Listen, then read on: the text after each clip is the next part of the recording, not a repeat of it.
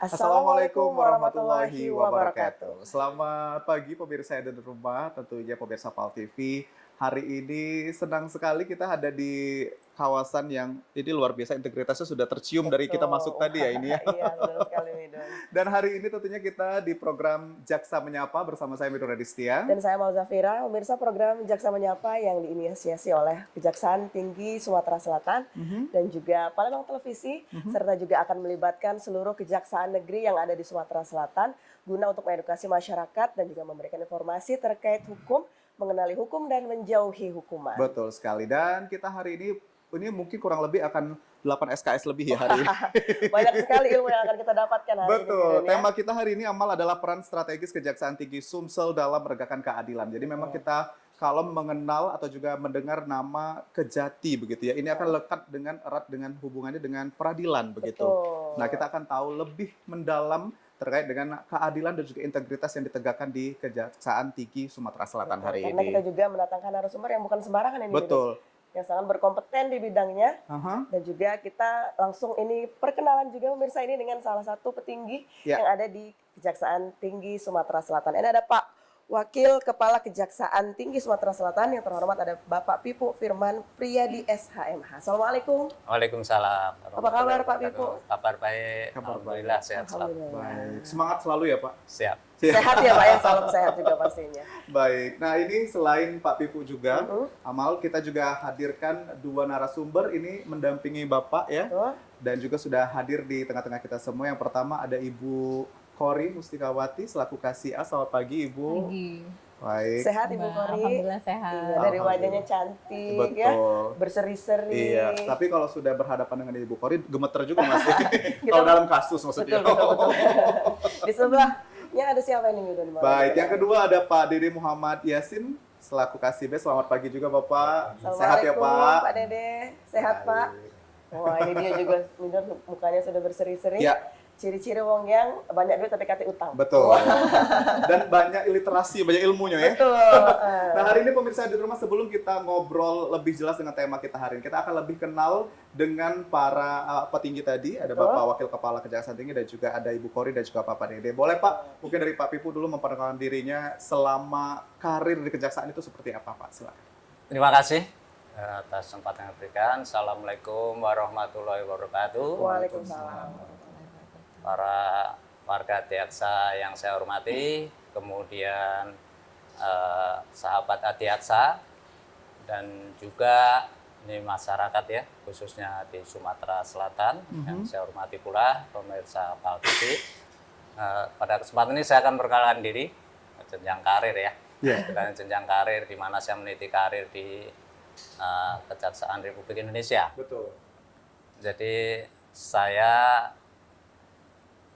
waktu itu masuk di kejaksaan, ya, memang cita-cita ada di jaksa kan, kalau jabatan hanya bonus saja. Saya CPNS itu di Kejaksaan Negeri Sragen ya, itu tahun 87. Nah, kemudian setelah pendidikan jaksa, di waktu itu masih Pusdiklat ya, di Ragunan, saya penempatan pertama di Kejaksaan Negeri Lubuk Basung. Itu kalau sekarang apa berarti ya Pak ya? Iya, Kejaksaan Lubuk Basung atau sekarang Kejaksaan Negeri Agam. Di sana dari mulai jaksa fungsional, kasubsi sampai ke Kasibidum selama 4 tahun. Kemudian itu tahun 95 ya sampai 2000.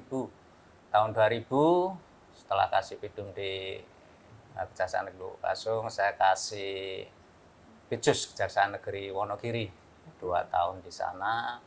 Tahun 2022 saya mutasi sebagai Kepala Kejaksaan Negeri Pati sebagai kasih intelijen. 2 tahun di sana, kemudian mutasi lagi di 2004 sampai 2008 saya mendapat penugasan itu di Kejaksaan Tinggi Jawa Tengah sebagai kasih ekonomi dan moneter. Balik ke Jawa lagi ya Pak ya? Di Jawa, di Kejaksaan Tinggi Jawa Tengah ya, di Semarang sebagai kasih ekonomi dan moneter bidang intelijen. Selama 4 tahun, kemudian untuk itu geser lagi ya ke Jawa Timur, Kejaksaan Tinggi Jawa Timur sebagai kasih penuntutan pada asisten tindak pidana khusus. Nah, setelah itu baru kita mendapat promosi eselon 3 selaku koordinator bidang Pitsus ya. Kalau sekarang dulu pengkaji, sekarang koordinator di Kejaksaan Tinggi Sumatera Selatan itu 2010. Pertama kali di Sumsel. Ya, kurang lebih 6 bulan. Kemudian saya dipromosikan sebagai Kepala Kejaksaan Negeri Sijunjung di Sumatera Barat. Itu kejadian pertama tuh Pak ya. Kejari pertama. Iya. Itu kurang lebih 5 tahun ya. Jadi cukup lama untuk kejari pertama. Ya, kemudian 5 tahun kemudian tahun 2015 sampai tahun 2017 itu kita bergeser masih jadi kajari juga di Kabupaten Kediri. Ya. Jadi setelah Kabupaten Kediri selama 2 tahun, nah, itu baru promosi lagi ke Kejaksaan Tinggi Jambi sebagai asisten pembinaan. Ya. 2,5 tahun lah di Kejaksaan Tinggi Jambi sebagai asisten pembinaan yang urusannya internal ya. Gitu. Kemudian kita promosi ke Kajari tipe A sebagai Kepala Kejaksaan Negeri Aceh Utara. Oke. Disitulah banyak sekali pengalaman tentang penanganan perkara narkotika yang skala besar ya. Karena garis pantainya yang panjang dengan Selat Malaka, Iya. jadi banyak sekali narkotika itu jenis sabu ya, itu masuk dari Malaysia maupun Thailand. Setelah itu dari Kejaksaan Negeri Kepala Kejaksaan Negeri Aceh Utara, nah, promosilah ke asisten tipe A. Masuk lagi ke Sumatera Selatan. Sumatera Selatan. Jadi kembali ke Palembang katanya karena udah minum air Sungai Musi. Jadi kembali lagi ya, Mas Jugo. Jadi kembali lagi saya sebagai asisten perdata dan tata usaha negara di Kejaksaan Tinggi Asdatun di Kejaksaan Tinggi Sumatera Selatan ini.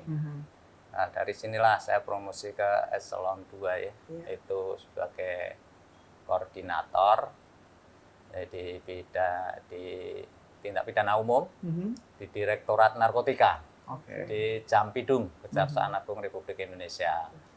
Nah, setelah itu kurang lebih sekitar 8 bulan itu promosi untuk menduduki jabatan teritorial lagi sebagai wakil kepala Kejaksaan Tinggi Sulawesi Tengah di Palu. Palu. Pertama keluar dari Pulau Sumatera ya Pak? Ya, keluar ke Sumatera dan ya, Jawa ya Pak. dulu kebanyakan Jawa Tengah dan Iya, Jawa Timur, kemudian Sumatera, ini ke Sulawesi. Pertama kali lah ke Indonesia Tengah ya. Iya. Kurang lebih sekitar 6 bulan, kemudian balik lagi ke Sumatera Selatan sebagai wakil kepala Kejaksaan Tinggi Sumatera Selatan ini untuk membantu pimpinan ya. Dalam hal ini pucuk pimpinan adalah Kepala Kejaksaan Tinggi Sumatera Selatan, Bapak Dr. Yulianto. Disitulah kita dikasih tugas-tugas khusus, diantaranya mengendalikan perkara di pidana umum dan juga penugasan penanganan khusus seperti untuk tindak pidana korupsi khusus untuk LRT saya ikut mengendalikan di situ sebagai pengendali.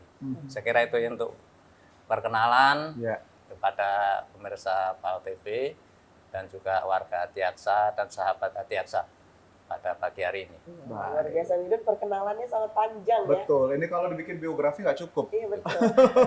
Jadi tahun 87 Bapak sudah berkarir di Kejaksaan. Bahkan kita belum ditiupkan ruhnya itu, 87 ya. Belum ada. Sekian banyak, sekian panjang histori dari Pak Pipu ini berkarir sebagai seorang jaksa. Kayaknya itu lebih banyak ke Pidum ya Pak ya? Sebetulnya lengkap ya, penugasan saya pernah kasih Pidum, saya pernah kasih Intel, saya pernah Asdatun, asisten pembinaan, kemudian sebagai pengkaji ya, koordinator juga di Pitsus, kemudian pernah juga kasih penuntutan Pitsus di Kejati Jawa Timur, kemudian Asbin pun juga pernah ya Pak ya? Jadi kasih Pidum pernah juga, kemudian Datunnya juga pernah Asdatun di Sumatera Selatan ini juga dengan pendampingan BUMN, kemudian proyek-proyek strategis nasional termasuk tapak-tapak tower PLN gitu kan. Jadi sudah kenal semua gitu. Betul. Ya. Unsurnya sudah dipelajari begitu ya. Tapi kalau kita boleh bicara tentang ini kan selaku sekarang adalah Wakajati begitu Pak ya. Terima kasih. Dulu kalau misalnya kita boleh flashback Pak dari 87 sampai dengan sekarang, ada nggak sih Pak pengalaman yang paling berkesan kalau menerima SK tuh, aduh di bagian ini lagi nih. Karena kan perkaranya ini banyak yang diurusin Pak begitu. Jadi gini ya, sebetulnya kalau kita boleh katakan ini adik-adik ini kan masih pangkatan ya, amen menengah ya. Betul. Kita harapkan kalau nanti mulai dari pati ya, istilahnya bintang itu jenderal kan. Jenderal itu sudah menyeluruh dari berbagai bidang. Jadi bagaimana dia cara mengelola anggaran, bagaimana dia merencanakan, kemudian mengeksekusi juga. Dan karena banyak tugas dan fungsinya kan ada di tindak pidana umum, jadi untuk pengayaan suatu pengalaman ya. Jadi pernah di Pidum, di Pitsus, di Datun, nah, kemudian juga di pembinaan, itu semuanya tidak kalah penting. Betul. Jadi untuk bagaimana kita menghadapi permasalahan daerah yang punya karakter tersendiri ya. Waktu tugas di Aceh karakternya seperti ini, kemudian di Sumbar, Minangkabau itu seperti ini, dan di Sumsel itu seperti ini dengan karakter yang berbeda. Jadi semuanya dinikmati begitu ya Pak. Gitu nikmati. Punya ciri khas masing-masing. Betul. Setiap daerah itu punya ciri khas masing-masing. Ya. Nah, kita bertanya ke Ibu Kori dan juga Pak Dede. Betul. Jadi selaku Kasih A dan juga Kasih B ini, bagaimana sih Bu berkolaborasi, bekerja sama dengan Pak Wakanya ini? Seperti apa setiap harinya? Silakan mungkin Bu Kori. Ya, terima kasih Mbak. Saya kebetulan juga saya baru di sini dan saya menduduki jabatan sebagai Kasih A yang memang langsung bersentuhan dengan Pak Waka, Pak Pipu untuk perkara tindak pidana umum.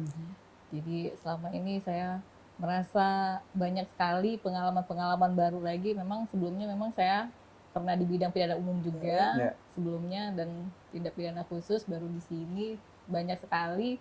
Karena sini sudah ruang lingkupnya besar, se-Sumsel, Kejati Sumsel, jadi banyak sekali pelajaran, pengalaman, Perkaranya pun perkara beragam ya beragam sekali yang baru. Ini pun baru ya, hitungan baru sekali saya di sini, sudah banyak ilmu yang saya dapat dari Bapak. Dan sebelumnya di mana Mbak? Sebelumnya saya sebagai Kasih Pitsus di Kejari Bengkulu. Oh, Kasih Oh. Pitsus. Iya. Oke.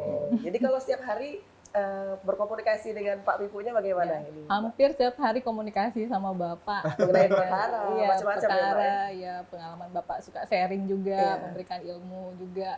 Jadi diarahkan, dikasih pengertian, dikasih macam-macam lah pengalaman ilmu Bapak selama ini Bapak sudah berkecimpung. Betul. Kalau Kasih A biasanya mengenai perkara apa aja, Mbak? Kalau saya itu di kayak pencurian, umum ya, Mbak, ya? penipuan, Iya. penggelapan, ya, macam-macam juga sih Mbak. Kalau Pak Dede ini biasanya dengan narkotika ya, Pak ya? Betul. Iya. Boleh Bisa Pak di- Dede, iya. silakan Pak. Ya, terima kasih.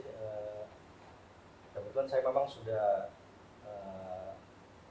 terhitung lama di sini Iya. di Kasih. Dulu namanya Kasih Napsa, Kasih tindak pidana narkotika dan zat adiktif lainnya. Ya.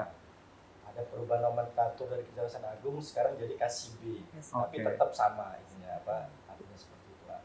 Kebetulan saya kenal dengan Pak Waka, Pak Pipu dari Pak Waka menjabat sebagai Asdatun di sini. Oh. Jadi sudah cukup lama berkolaborasi. Beberapa kali juga Pak Waka menjadi PLH Aspidum dan PLH Kajari Palembang. Kebetulan juga Pak Waka pernah menduduki jabatan sebagai koordinator di Jampidum. Di Direktorat NAPSA juga, Direktorat B, makanya sudah cukup lama berhubungan. Begitu juga untuk perkara-perkara narkotika yang dirasa pembuktiannya agak berat, kita ya setiap hari melakukan analisa terhadap suatu perkara itu yang tentunya ini berat nih, perlu kita diskusikan, Betul. perlu kita expose seperti itu. Nah, pada saat ini juga kan kita sedang giat-giatnya menggalakkan restoratif justice Betul. terhadap pelaku, pecandu, dan penyalahguna serta korban penyalahguna narkotika. Tentunya dengan syarat-syarat yang harus dilalui. Dan itu butuh persetujuan dari pimpinan, dalam hal ini Pak Aspidum, Pak Wakajati maupun Pak Kajati serta Pak Jampidum seperti itu. Jadi agar Irjen Napsa ini terkesan tidak main-main. Nah, tentunya harus melalui mekanisme yang ada seperti itu. Harus kita TAT dulu kan. TAT itu di asesmen dulu nih. Ya. Asesmen itu terdiri dari ada tim jaksa, tim dari penyidik kepolisian, BNN maupun tim kesehatan juga dari Kementerian Kesehatan seperti itu. Jadi memang benar yang kita rehab ini adalah pecandu, penyalahguna dan korban penyalahguna seperti itu. Ya, seperti yang Bu Kori sampaikan juga ya, hampir setiap hari lah kita melakukan komunikasi dengan Pak Wakajati seperti itu. Itu dia dunia. Jadi Ya. memang banyak sekali hal-hal, tugas-tugas yang setiap harinya dilakukan bukan hanya dari Pak Dede, Bu Kori dan juga Pak Waka sendiri. Nah, kita Betul. akan bertanya kembali. Jadi mohon izin kita mau iklan sebentar ini Pak.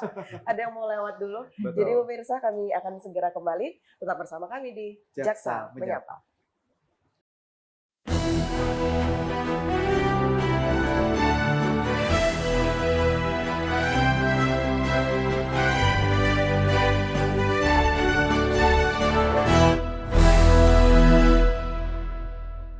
Baik, pemirsa, terima kasih. Tentu kita masih di Jaksa Menyapa, dan tadi di segmen 1 kita sudah banyak sekali diperkenalkan ya Betul. dengan karir-karir dari Pak Waka dan juga Ibu Kori dan juga Pak Dede tadi, bagaimana mereka sehari-harinya berkomunikasi agar sinergi ini tetap terjalin dan juga menciptakan memang keadilan yang memang diharapkan ya. Integritas betul. Jadi Pak Waka ini tadi sudah disinggung oleh Pak Dede juga mengenai restoratif justice. Nah, kita mau tahu juga nih Pak Waka, seperti apa sih keadilan restoratif atau restoratif justice Baik. itu sendiri? Sebetulnya kan kita kaji kembali ya KUHP lama maupun nanti KUHP baru yang Iya. akan berlaku 2026 ya, Januari. Itu sebetulnya dalam KUHP itu kan mengandung nilai-nilai restoratif ya. Iya. Mengandung nilai-nilai restoratif, kemudian juga rehabilitatif dan juga restitutif. Iya.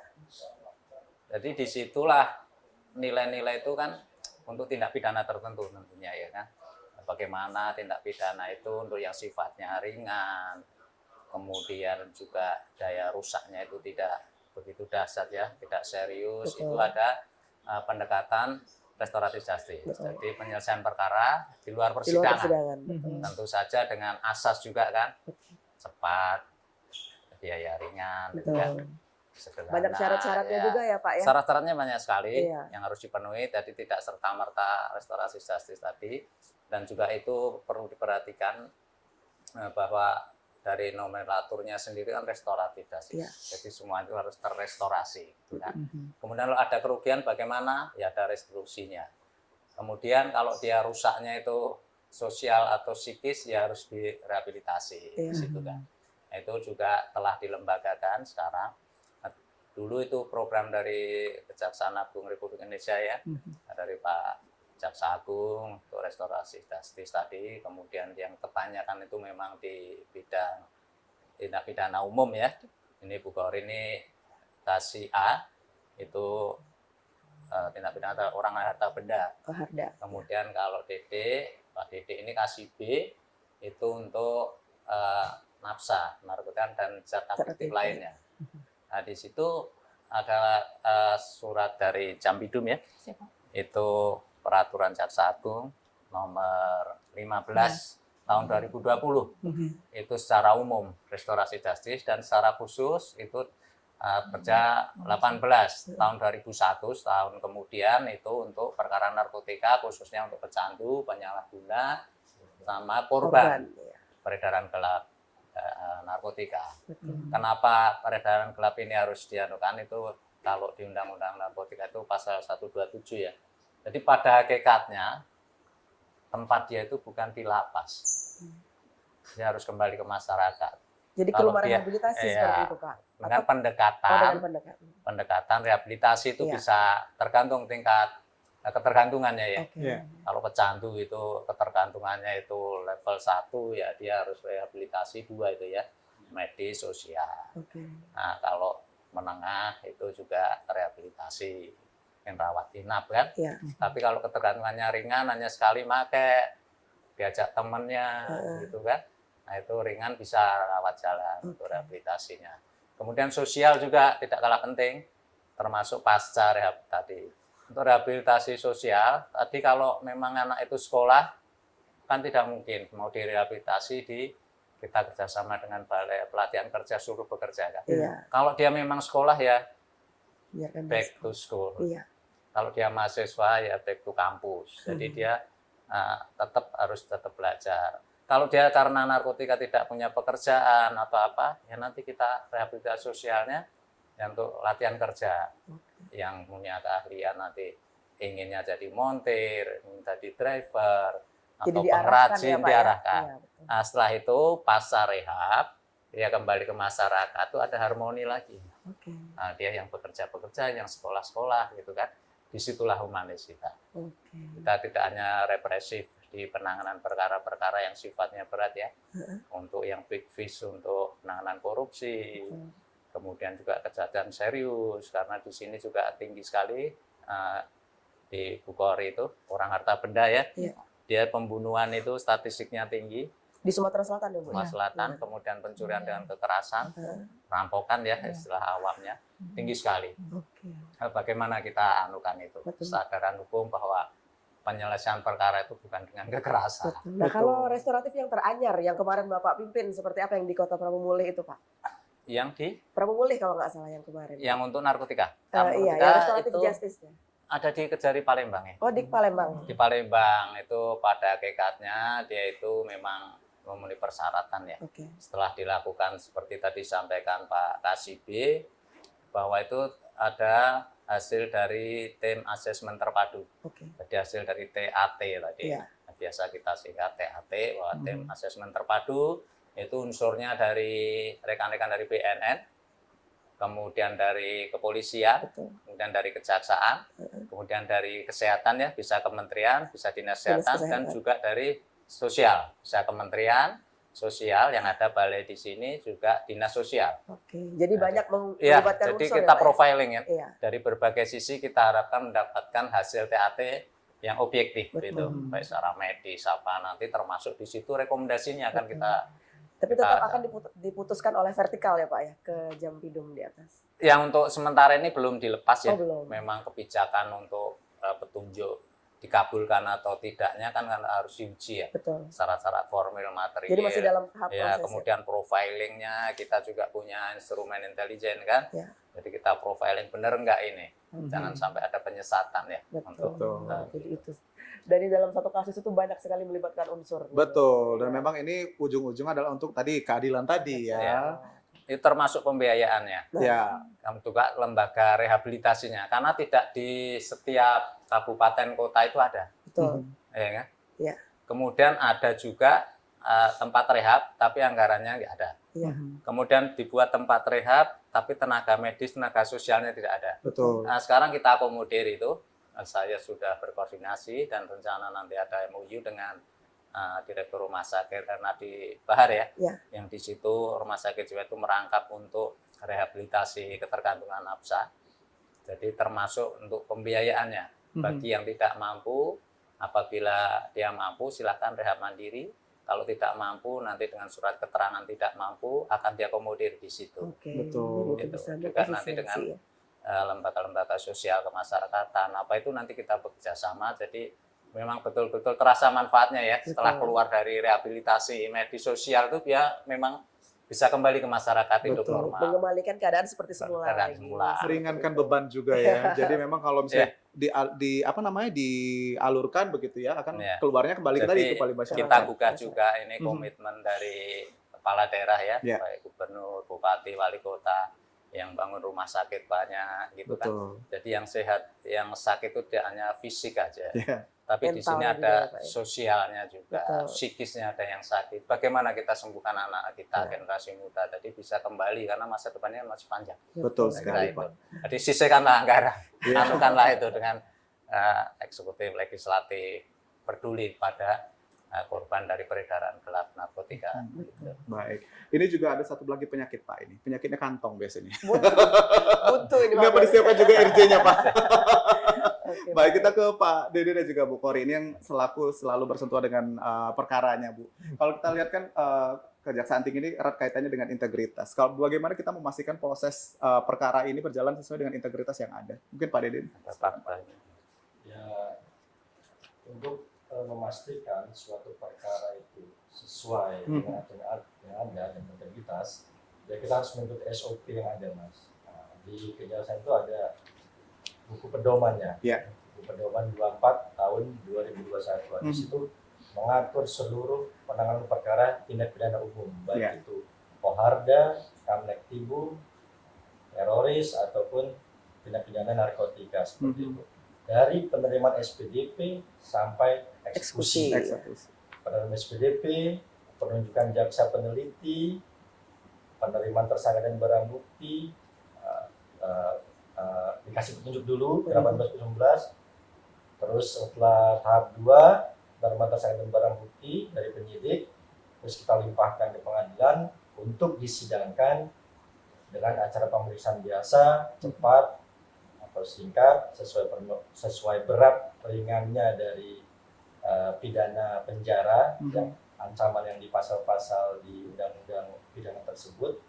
Nah, nanti setelah diputus, kalau tidak ada upaya hukum, ya itu dianggap inkrah, ya kita eksekusi. Dalam artian eksekusinya pun secara komprehensif, baik itu secara menyeluruh, baik dari pidana penjara, denda maupun pidana-pidana yang lainnya seperti itu. Itu alurnya ya Pak ya? Alurnya ya seperti itu. Oke, sampai ke dengan eksekusi. Sampai dengan kita eksekusi. Kalau berbicara mengenai narkotika Pak yang ada di Sumatera Selatan, kenapa sih Pak masih tingginya angka narkotika yang beredarnya di Sumatera Selatan? Ya, kita kalau berbicara kenapa sih peredaran gelap narkotika di Sumatera Selatan ini tinggi, kita kembali ke hukum pasar. Sepanjang itu masih ada permintaan, Betul. berarti masih ada di supply and demand kalau bahasa ekonominya kan. Ya seperti itu. Jadi Sumatera Selatan ini bukan hanya, kalau dulu saya simpulkan dulu itu Sumatera Selatan ini daerah transito, hanya transit aja. Jadi pelaku-pelaku peredaran narkotika itu hanya transit aja ke Sumatera Selatan. Namun demikian di masa-masa yang saat ini itu sudah bukannya transit, konsumen juga, produsen juga. Bahkan saya dengar dari BNN, maksudnya data dari BNN itu di tahun 2020 itu ya memang ini agak kurang enak terdengarnya ya. Itu nomor 2 se-Indonesia tingkat peredaran gelap narkotika. Namun demikian di sekarang udah turun lah seperti itu. Jadi kebanyakan yang tertangkap itu kurir dan bandarnya seperti itu. Dan jumlah dari gramasinya, beratnya itu bukan 5 gram, 1 gram, bahkan ada yang sampai ratusan kilo, seperti yang ditangkap oleh teman-teman kita di Polda di Tanjung Barangan. Itu hampir 200 kilo. Berarti itu produsen ya Pak?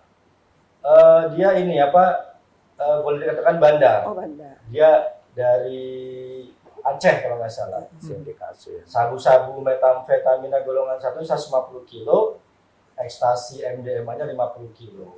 Itu ya memang agak miris karena suaminya melibatkan istrinya kalau nggak salah. Jadi karena fakta-fakta di persidangan suaminya itu terbukti dan dia mengakui bahwasanya dia pemilik dari barang itu, ya kita tuntut dengan hukuman pidana Maksimal kah Pak? mati. Mati. Dan diputus hakim juga mati. Sedangkan untuk istrinya ya karena dia Punya faktanya dia nggak terlalu ikut dan punya anak kecil yang masih berumur 1 tahun, ya itu humanis kita kan, Iya. 20 tahun seperti itu. Itu untuk istrinya ya Pak ya. Istrinya. Tapi apakah itu mengaitkan dengan jaringan internasional Pak di Sumatera Iya Selatan? pasti itu pasti kalau sudah puluhan kilo jaringan yang jadi jaringan internasional. Betul. Dari Jaksa sendiri pasti mengulik-ngulik kan Pak ya, itu jaringan mana untuk sampai sekarang, sampai dengan tahu ya mungkin itu jaringan-jaringan mana yang akan ditelusuri ke depannya. Info dari penyidik, kalau kita koordinasi dengan penyidik itu jaringan dari Aceh, dari Riau, terafiliasi juga jaringan dari Thailand atau Malaysia seperti itu. Betul. Karena kita ini kan Indonesia ini kan archipelago ya, kepulauan, banyak pintu-pintu masuk. Betul.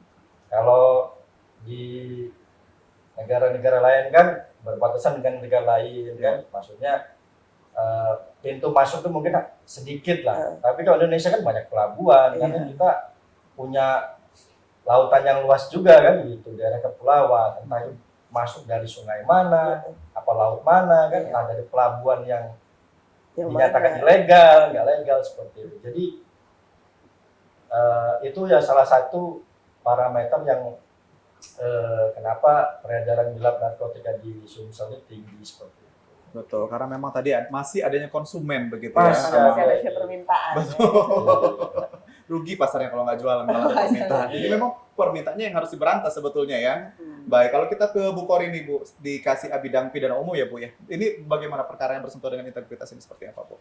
Iya, kebetulan kan saya di bidang OHARDA, Iya. orang dan harta benda. Jadi untuk RJ, jadi kita semenjak saya di sini ada beberapa sudah banyak juga kejari-kejari yang mengajukan RJ. Oke. Nah, makanya dari RJ itulah dari pengajuan dari kejari-kejari masing-masing itu mengajukan ke kita, selanjutnya kita cek, kita teliti-teliti sesuai dengan peraturan Jaksa Agung nomor 15 tahun 2020 sama surat edaran dari Jampidum nomor 1 tahun 2022 itu kan ada beberapa syarat-syaratnya. Itu syarat-syaratnya itu dia tidak pernah dipidana, terus ancamannya di bawah 5 tahun. Oh, itu ya, berarti kerugiannya juga di bawah kerugiannya di bawah 2.500.000. ya. Jadi itu ada syarat-syaratnya. Jadi itu yang harus kita teliti dulu sebelum itu masuk ke diekspos di Jampidum. Terus ada juga dia ada perdamaian, sudah ada perdamaian, terus ada ganti kerugian. Kalau nggak salah ada juga persetujuan dari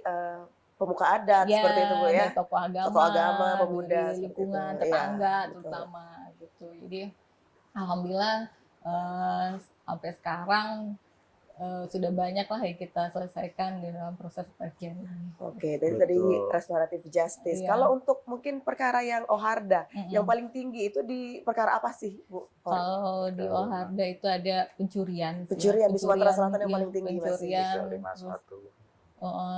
terus itu pembunuhan ya, Pembunuhan. ya itu Dengan kekerasan Dengan tadi yang disampaikan kekerasan. Bu Alka, ya. karena kayak sadis gitu Iya. ya, pembunuhan bareng-bareng sama suami istri, merencanakan pencurian dan Iya. akhirnya membunuh. Betul. Ya, pencurian sih banyak, terus penipuan juga banyak. Iya banyak. Ya, tapi artinya selagi dia memenuhi persyaratan tadi yang sudah Ibu jelaskan, artinya bisa masuk ke Iya, RJ tadi ya Bu bisa, ya. bisa. Bisa. Baik, pemirsa di rumah kita masih akan membahas terkait dengan tema kita hari ini yaitu peran strategis Kejaksaan Tinggi Sumsel dalam menegakkan keadilan. Namun kita jeda iklan sebentar dulu ya, tetap bersama kami di Jaksa Menyapa. Menyapa.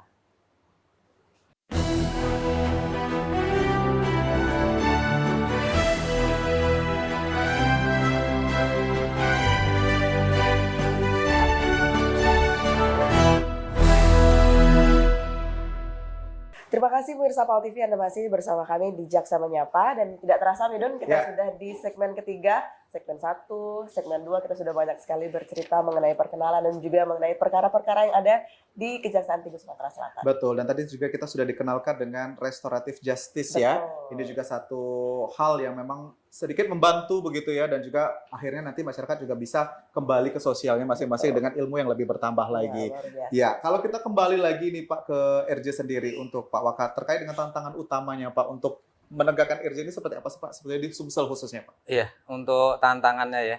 Jadi sebetulnya sih ini bergulir gitu aja ya. Begitu kita menerima SPDP, kita harus langsung koordinasi kan. Iya. Dan tadi juga masalah integritas, itu setiap penanganan perkara itu P16 ya. Penunjukan jaksa, peneliti, untuk koordinasi dengan penyidik, itu sudah dilengkapi dengan fakta integritas untuk tidak berbuat yang istilahnya tercela. Kemudian dengan dikembangkannya dengan Pak Jamwas yang baru ya, Pak Rudi Margone juga sekarang UAS itu sudah mendampingi. Dia ada surat perintah juga untuk mengawal sejak awal. Itu ya. Dan untuk restorasi justice itu kalau hambatannya, kalau di OHARDA itu sebetulnya tidak ada, kan ada parameternya tadi. Kan kita bisa ngelihat ya. Nah, jadi asal kita koordinasi, itu kronologisnya bagaimana, tingkat kejahatannya itu sebesar apa gitu kan, ancamannya berapa kalau di bawah 5 tahun, Kemudian juga kerugiannya tidak lebih dari 2,5, tapi juga ada opsional. Di luar itu bisa ancamannya lebih dari 5 tahun, itu sebagai contoh kecelakaan lalu lintas ya, 310, korbannya meninggal atau luka berat. Itu kan kalau kan ditingkatkan ya, dari 359 itu ke 310 itu kan ancamannya 6 tahun lebih. Tapi itu opsional, karena untuk tindak pidana yang sifatnya itu kelalaian, kealpaan ya.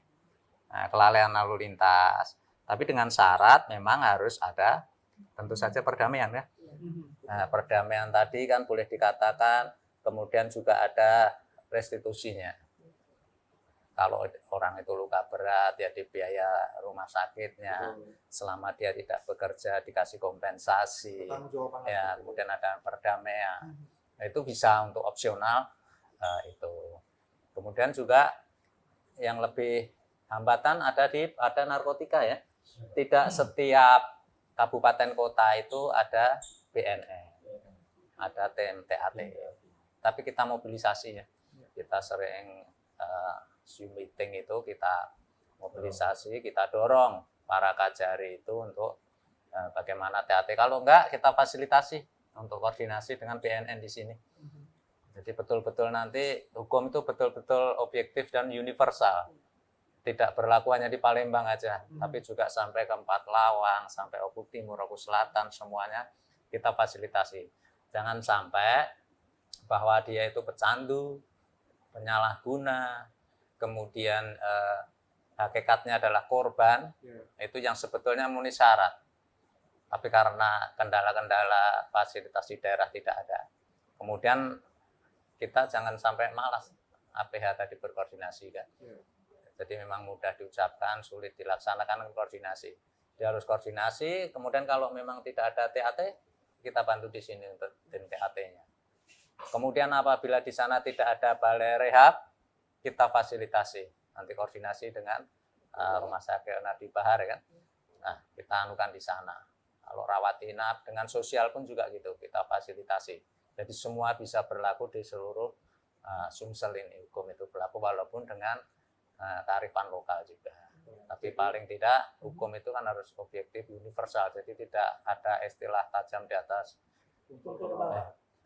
tumpul di bawah, tajam di bawah, tumpul di atas. Jadi kita memang harus seperti itu tanpa menyampaikan kearifan lokal. Jadi apapun tantangannya, Kejati punya solusinya seperti itu Ada ya. solusi.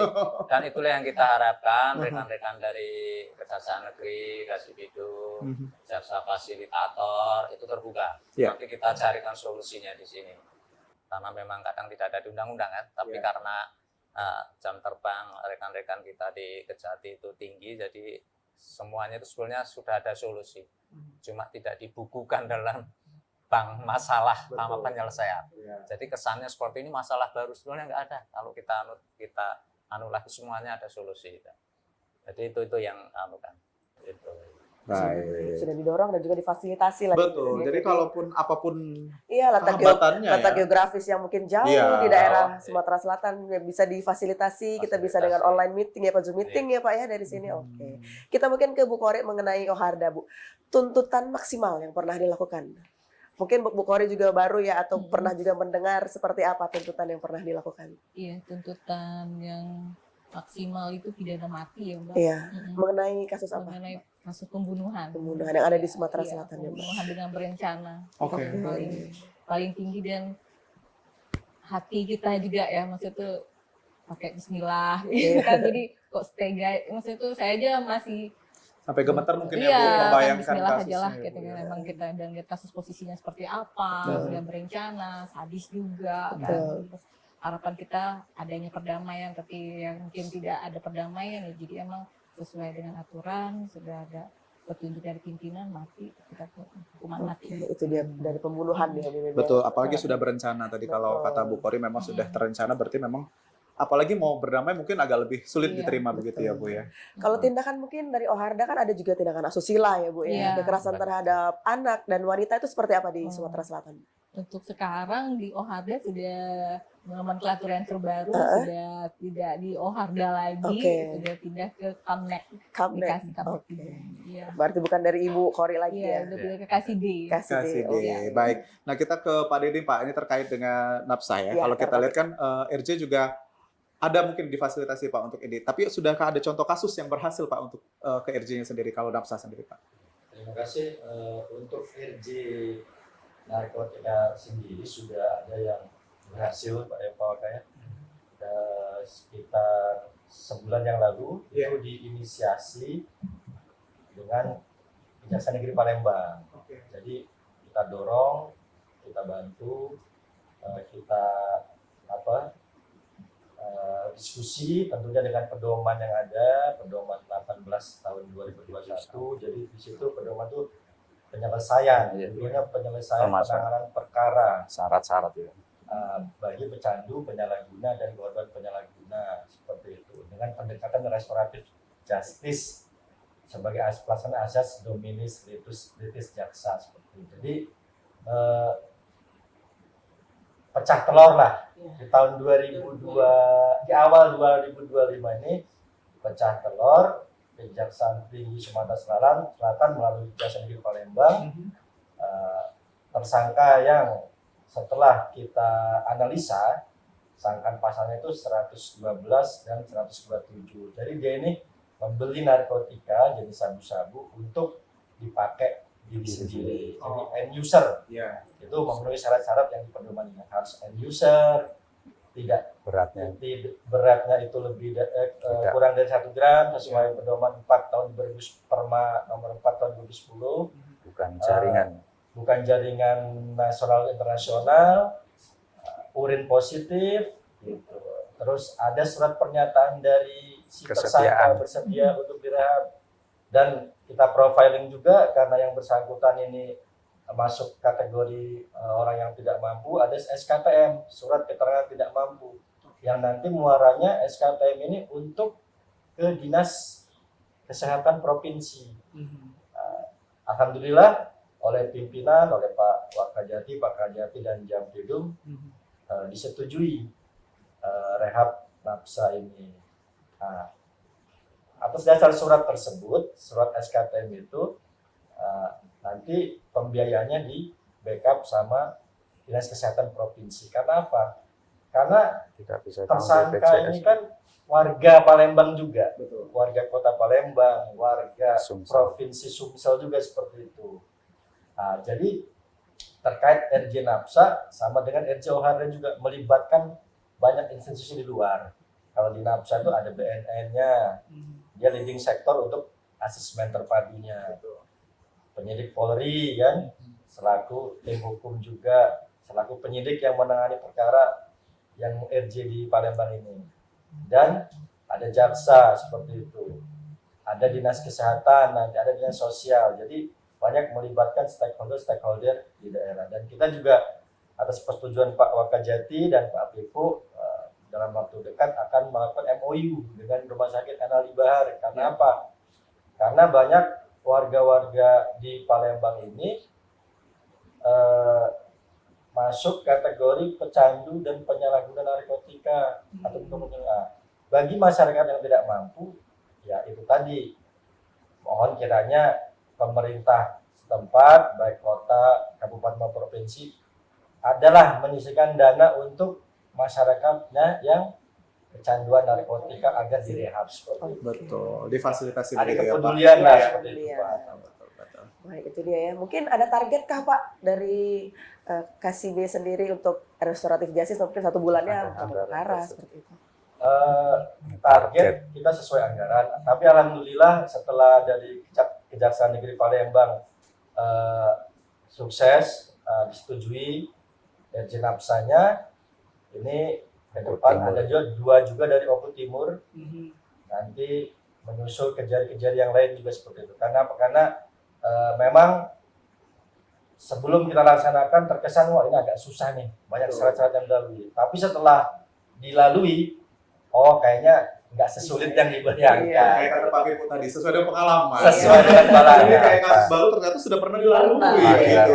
Ada pepatah bahasa Inggris juga kan? Tapi apa? First time is never easy. Oke. Iya. Boleh. Kalau pakai bahasa Inggris belum pernah dipakai. Baik Pak, ini sebelum kita berpisah dengan pemirsa PAL TV, Pak, boleh mungkin dari Pak Pipo memberikan edukasi terkait dengan peradilan dan juga bagaimana tindak Kejati untuk menerapkan integritas Ya. yang ada di Sumatera Harapan Selatan. ke depan. Silakan. Iya. Pak. Harapan ke depan ya, ini khususnya untuk warga Sumatera Selatan ya. Betul. Jadi di sini kan banyak sekali statistiknya itu tinggi tindak pidana dengan kekerasan ya. Itu baik pembunuhan, penganiayaan, kemudian pencurian dengan kekerasan, kemudian juga penganiayaan itu. Jadi kita harapkan agak lebih arif dan semuanya itu bisa diselesaikan bukan dengan kekerasan. Dan untuk khususnya untuk tindak pidana narkotika ya, dengan maraknya peredaran gelap itu, kemudian juga sindikasi ya baik internasional maupun nasional yang masuk ke Sumatera Selatan, kita tanggulangi bersama. Jadi kalau memang ada entah itu pengguna, entah itu ada peredaran, supaya dilaporkan kepada pihak yang berwenang ya. Ini bisa di Direktorat Narkotika di Polda, kemudian di Polres masing-masing, Poltabes. Kita harapkan di sini itu bisa dikurangi paling tidak. Karena maraknya ini daerah pasar, dan untuk tindak pidana narkotika kan tidak mengenal strata. Baik itu pekerjaannya mulai dari buruh, dia bekerja apa, sampai ke bahkan ASN pun banyak ya. Jadi tidak mengenal strata, tidak mengenal pendidikan, baik SD sampai profesor apapun itu tidak mengenal, dan kita harapkan kita sama-sama waspada itu. Jadi kita jauhi narkotika, kita jauhi obat-obat terlarang, dengan harapan kita sehari-hari itu hidup sehat. Karena kita berharap pada generasi berikutnya ya. Itu yang kita perlu sampaikan. Dan sekali lagi semoga berhasil di Sumsel ini kita tekan untuk tindak pidana dan juga kekerasan, karena tipikalnya yang keras itu tolong tensinya diturunkan. Jadi kalau penyelesaian itu ya, penyelesaian hal-hal seperti yang banyak viral ya, hal-hal yang sebenarnya sepele bisa kita diskusikan, tapi di situ akhirnya bergeser ke tindak pidana kekerasan ya. Nah, itu tensinya turun dan agak lebih sabar sedikit. Jadi itulah nanti kultur itu akan bisa terbentuk. Ya, untuk budaya kekerasan itu tolong hindari, budaya konflik hindari. Semua bisa diselesaikan dengan baik. Terima kasih. Baik. Mungkin dikurangi juga konsumsi kambing kali di Palembang, Sumatera Jadi Selatan. Darahnya biar tinggi. Mungkin singkat juga kita minta dari Boleh. Bu Kori dan juga Pak Dede harapan ke depannya. Ya, Mungkin Bu bersesuaian Kori. dengan Iya. bidang masing-masing ya, Bu Betul. ya. Silakan. Ini warga. Ya, makasih. Harapan saya agak ditekankan ya sama seperti Bapak tadi, emosi sih, karena mudah terpancing. Ya, Di sini asal mudah kemudian. terpancing, ngobrol sedikit terpancing, tersinggung, Betul. emosi. Termasuk. Mukul sedikit dibales lagi gitu. Lalu Akhirnya lintas kan pun ribut. juga gitu kan. Iya, saya perhatiin. Dia juga yang lalu salah, lintas dia yang marah kan. Ya, itu dihindari lah. tidak ada yang mau mengalah. Ya. Sambil saling mau menumbuр-numburkan kalau sini saya perhatiin. Jadi agak direda, agak sabar-sabar, banyak-banyak sabar aja di Betul. sini. Baik, Pak Dede Pak silakan Dede, Pak Dede. silakan, Ini bahasa Inggris lagi, Pak. Terima kasih. Harapan saya untuk masyarakat Kota Palembang dan khususnya serta masyarakat Sumsel pada umumnya, karena seperti Pak Waka sampaikan tadi, narkoba itu tidak mengenal strata, baik itu orang yang mampu atau tidak mampu, intelektual ataupun ASN. Ya, harapan saya jangan sekali-sekali mencoba atau mengkonsumsi narkotika, baik itu golongan 1, 2 maupun 3. Ini yang marak kan metamfetamina atau sabu dan inek seperti itu. Jangan pernah mencobalah gitu. Karena apa? Ya, Karena cepat yang atau lambat dirugikan ya. bukan hanya diri sendiri, itu keluarga seperti itu. Dan bagi masyarakat yang keluarganya terindikasi kecanduan narkoba, daripada dilakukan upaya penangkapan oleh pihak-pihak baik dari penyidik Polri atau BNN, silakan rehat mandiri saja ke BNN. Bisa itu. Sukarela. Artinya keluarga melaporkan. keluarganya ini yang kecanduan narkoba ke BNN. Tolong ini anak saya atau saudara saya disembuhkan, direhab seperti itu. Saya rasa itu lebih langsung mengena, lebih bijak seperti itu. Dan jangan malu, jangan takut, jangan karena ada kayak hukuman sosial. Wah ini anak saya ini canda. Gimana kalau ketangkep? Iya, gimana kalau ketangkep kan lebih malu seperti itu. Karena sebetulnya pemerintah juga sudah ada mekanisme tersendiri, IPWL namanya kan, institusi penerima wajib lapor, baik itu di puskesmas, rumah sakit seperti itu. Cuman yang saya simpulkan di sini kayaknya masyarakat masih menganggap itu aib seperti itu. Tertutup makanya Pak Iya, ya. jadi jangan malu untuk melapor ya Pak ya. Betul. Baik, Terima kasih, pemirsa. mungkin seperti dari saya. Iya. Terima kasih pemirsa di rumah, itu dia hari ini edukasi kita ya. Tentunya dalam tema kita peran strategis Kejaksaan Tinggi Sumsel dalam menegakkan keadilan, dan tadi juga sudah banyak diceritakan tentang restoratif justice ya. Ini juga bagaimana kita sebagai masyarakat juga akan menghindari hal-hal yang berbau dengan kriminalitas seperti ini juga. Dan juga kami ucapkan terima kasih kepada Pak Waka, Wakil Kepala Kejaksaan Tinggi, Pak Bapak, Dede dan Ibu. juga Ibu Kori. Dan pemirsa di rumah, satu pesannya Midon. Ya. Kenali hukum, jauhi hukuman. Betul. Ah, itu dia. Tapi kalau dekat Papi pun tidak apa-apa. Iya, boleh. Kenal baik boleh, tapi jangan berurusan. Betul. Pemirsa di rumah, itu dia Jaksa Menyapa edisi hari ini. Terus saksikan Jaksa Menyapa tentunya hanya di PAL TV. Memang punya kita. Akhir kata, saya Biro Radistia. Saya Amal Zafira, pamit undur diri. Wassalamualaikum warahmatullahi wabarakatuh. Sampai jumpa. Terima kasih.